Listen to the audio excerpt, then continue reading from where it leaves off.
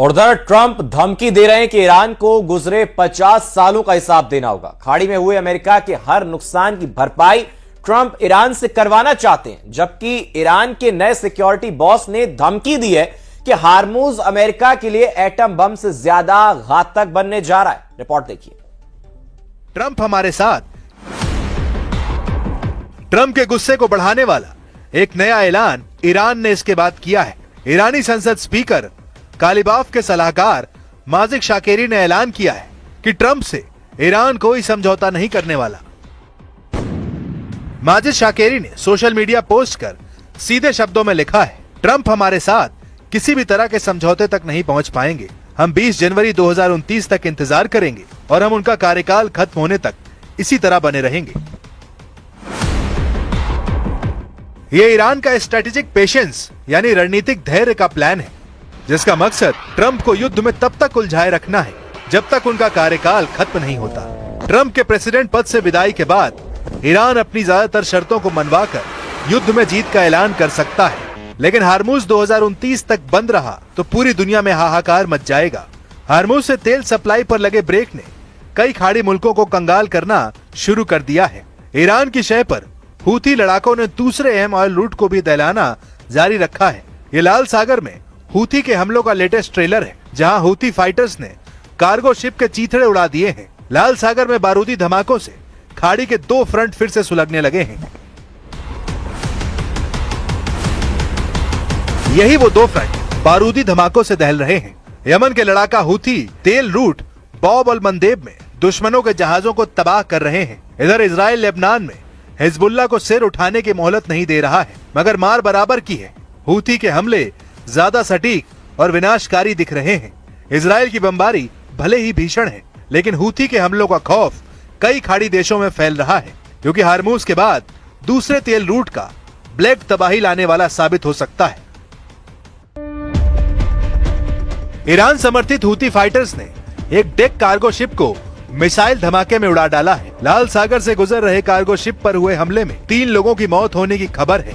Yemen military ने इस हमले की डिटेल रिलीज कर बताया है कि बॉब अल मंदेब से हूथी की परमिशन के बगैर गुजरना अब खतरे से खाली नहीं है। बिअौनिल्लाहि तआला व बित्तवक्कुल अलैहि नफذت अव्वल अमलियतिन अस्करिया वذلك बिदफ़अतिन मिन अस्सवारिख अलबालिस्तिया والتي استهدفت أهدافا عسكرية حساسة للعدو الإسرائيلي जनूबी। ईरान की नई वॉर पॉलिसी के मास्टरमाइंड कमांडर मोहसिन रेजाई माने जा रहे हैं, जिन्हें सुप्रीम लीडर मुस्तफा खामनेई ने ईरान की सिक्योरिटी का सुपर बॉस बनाया है। रेवोल्यूशनरी लड़ाकों के पूर्व कमांडर इन चीफ रहे मोहसिन रेजाई ईरान के नए सिक्योरिटी चीफ बनाए गए हैं। रेजाई को ये पद बाकर जोरगाद्र की जगह मिला है। रेजाई ईरान के सबसे कट्टर जनरलों में से एक माने जाते हैं। मोहसिन रेजाई ने अमेरिका और इजराइल से लंबे समय तक युद्ध जारी रखने का प्लान बनाया था। एक बात जो कमांडर रेजाई को सबसे खास बनाती है, वो है उनका काउंसिल में सुप्रीम लीडर का प्रतिनिधि होना, यानी रेजाई के पास डबल पावर, जिससे वो ईरान की पूरी मशीनरी पर कंट्रोल कर सकते हैं। ये कमांडर रेजाई ही थे जिन्होंने हार्मूज को एटम बम के बराबर का हथियार बताया था। अब वही कमांडर ट्रंप से टकराएगा, वही कमांडर नेतन्याहू की प्लानिंग खराब करेगा। कमांडर रेजाई युद्ध का रुख किस ओर ले जाते हैं अभी वक्त बताएगा, लेकिन सीरिया में एक मुकदमे पर आए फैसले ने कई देशों की टेंशन बढ़ा दी है, क्योंकि कुछ दिनों से साइलेंट दिख रहे सीरियाई अखाड़े में फिर घमासान का ग्राउंड तैयार हो गया है। अब सीरिया से आई इन तस्वीरों की कहानी भी जान लीजिए, क्योंकि यह मुकदमा एक नए वॉर एंगल की तरफ इशारा कर रहा है। सीरिया से आई ये तस्वीरें पूर्व राष्ट्रपति के गुनाहों का हिसाब है। पिंजड़े में कैद दिख रहा आदमी कभी सीरिया का सबसे खूंखार ब्रिगेडियर जनरल था, लेकिन अब उसी के सिर पर मौत नाच रही है। सीरिया की अदालत में सिविल वॉर के दौरान वॉर क्राइम और इंसानियत के खिलाफ क्राइम के आरोपों में दोषी ठहराए जाने के बाद पूर्व राष्ट्रपति बशर अल असद को मौत की सजा सुना दी है। असद दिसंबर 2024 में तख्ता पलट के बाद परिवार समेत मॉस्को भाग गए थे, लेकिन अहमद अल शरा की हुकूमत ने असद पर मुकदमा चलाकर उन्हें फांसी पर टांगने के बंदोबस्त कर लिए हैं। असद के साथ कोर्ट ने आतिफ नजीब को भी मौत की सजा सुनाई है। आतिफ नजीब जनवरी 2025 में गिरफ्तार किए गए थे। नजीब 2011 के विद्रोह के एपिसेंटर दारा में पॉलिटिकल सिक्योरिटी के हेड थे। उस वक्त उनके एक्शन को इंसानियत के खिलाफ क्राइम साबित किया गया था। आतिफ नजीब बशर अल असद के ममेरे भाई हैं। आतिफ नजीब सीरियाई सेना के पूर्व ब्रिगेडियर जनरल हैं। बशर अल असद ने अपने पिता की मौत के बाद साल 2000 में सत्ता संभाली थी। असद के पिता हाफिज अल असद ने करीब 30 साल तक सीरिया पर शासन किया था। बशर अल असद ने दिसंबर 2024 में पद से हटाए जाने तक सत्ता संभाली थी। सीरिया में साल 2011 में गृह युद्ध शुरू हुआ था। इसे असद की सेना ने ताकत के बल पर कुचल दिया था। यह अशांति तेजी से पूरे देश में फैल गई थी, जिसका फायदा उठाकर तुर्की ने सीरिया में अपने पसंद के अहमद अल शरा को तख्ता पलट के लिए उकसाया। तब कमांडर जुलानी के नाम से कुख्यात रहे अल शरा ने कई लड़ाका ग्रुप की संयुक्त सेना बनाकर असद सरकार को उखाड़ फेंका। हालांकि असद मॉस्को भागने में कामयाब रहे। पहले भी बशर को पुतिन का सपोर्ट मिलता रहा। हालांकि अब बदले हुए हालात बशर कितने दिन तक सलामत रह पाएंगे, ये पुतिन के फैसले से तय होना है, क्योंकि हाल ही में अहमद अल शरा ने पुतिन से मुलाकात कर दोस्ती बढ़ानी शुरू कर दी है। लेकिन अल शरा की ट्रम्प से नजदीकियों को पुतिन नजरअंदाज करने को तैयार नहीं। खासकर तुर्की के एर्दोआन पर पुतिन भरोसा करने वाले नहीं, क्योंकि तुर्की ने अमेरिका से F-35 डील करने के लिए पुतिन को धोखा दिया है, जिससे सीरिया फ्रंट के एक बार फिर बारूदी बैटल ग्राउंड बनने के सिग्नल मिलने लगे हैं।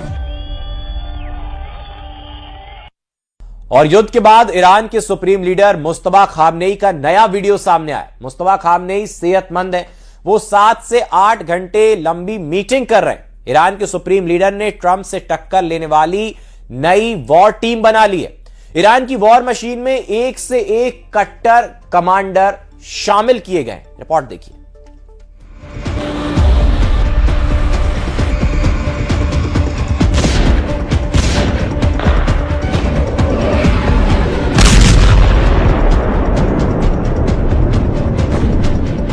चौबीस घंटे पहले ट्रंप ने दावा किया कि ईरान सरेंडर करने वाला है। 24 घंटे बाद ट्रंप धमकी दे रहे हैं कि ईरान को भस्म कर डालूंगा।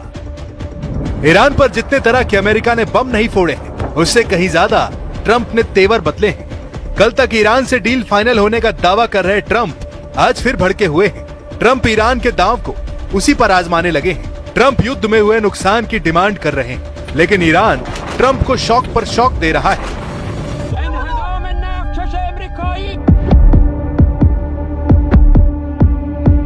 ईरान ने अपने सुप्रीम लीडर की वॉर मीटिंग का गुप्त वीडियो रिलीज कर दिया है। यह वीडियो ट्रंप को 440 वोल्ट का झटका देने वाला है, क्योंकि supreme leader Mustafa Khamenei fit and fine है। मुस्तफा के चेहरे पर कोई टेंशन नहीं दिख रही है। उनके दोनों हाथ सही सलामत हैं। मीटिंग में सुप्रीम लीडर ने जो प्लानिंग की वो अब ट्रंप को डरा रही है, क्योंकि ईरान डील तो दूर की बात अपनी नई वॉर टीम को जंग में उतार चुका है। इसके साथ एक बात और क्लियर हो गई है, वो ये कि ईरान के सुप्रीम लीडर का रुतबा बरकरार है। ईरान के सुप्रीम लीडर की हनक साफ है। उनके घायल होने और मौत की अफवाह खारिज हो चुकी है। मुस्तफा खामनेई ने युद्ध का रिमोट कंट्रोल थाम लिया है, जिससे ट्रंप का सीज फायर प्लान फुस हो गया है। ईरान की वॉर मशीनरी में बड़ा फेरबदल हुआ है। मुस्तफा खामनेई ने 6 टॉप कमांडर बदल डाले हैं। अब कौन बना किसका बॉस जानकर ट्रंप दहल गए हैं।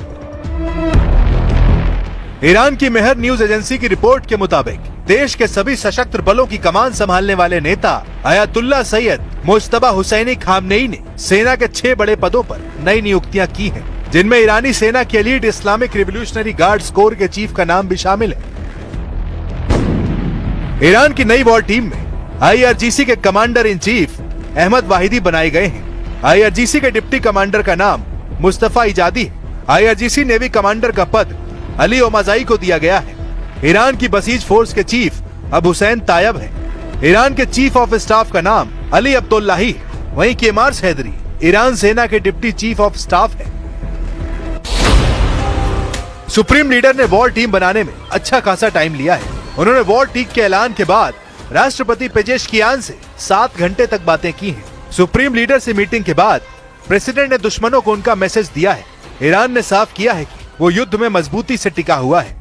नई वॉर टीम ईरान को युद्ध में जीत दिलाने के लिए बनाई गई है। دیدار بسیار خوبی بود.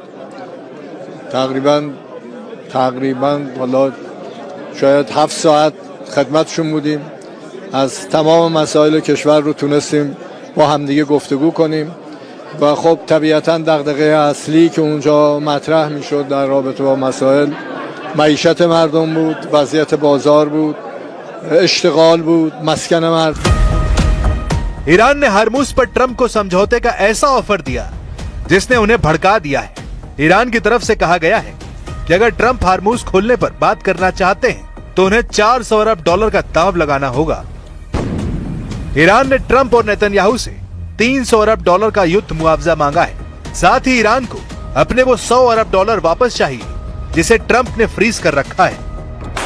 ट्रंप इन शर्तों को मानेंगे तब ईरान हार्मूज पर बात करेगा। बातचीत में ईरान की डिमांड क्या होगी इसका अभी कुछ पता नहीं। पेजेशकियान ने वार्निंग दी है कि जो दुश्मन ईरान का सरेंडर चाहता है उसे अब मुस्तफा खामनेई के आगे झुकना होगा। با حمایت خیلی کشورهای دیگه، کل کشورهای غربی و برخی کشورهای دیگه که همه میدانیم، ولی به ایست سر خم نکنه و نهایتاً دشمن رو مجبور بکنه که درخواست مذاکره. इन नई डिमांड से बौखलाए ट्रंप ने जवाब में ईरान से उन सभी लोगों के लिए मुआवजा मांगा है जिनकी मौत कभी भी किसी भी खाड़ी युद्ध में हुई हो। 1983 में बेरूत के मरीन कंपाउंड में बम धमाका भी शामिल है। बेरूत बम ब्लास्ट में 241 अमेरिकी सैनिकों की मौत हो गई थी। यही नहीं, ट्रंप ने साल 2003 से 2011 के बीच इराक में मारे गए 603 अमेरिकी सैनिकों का हर्जाना ईरान से मांगा है। ट्रंप ने कहा है कि वो ये भी चाहते हैं कि तेहरान मारे गए ईरानी प्रोटेस्टर्स के परिवारों को मुआवजा दे। They asked for reparations, you might say, or they asked for money for the damage that we've done. And I said, that's a good idea. Well, we're going to ask for money for the damage they've done over a 50-year period.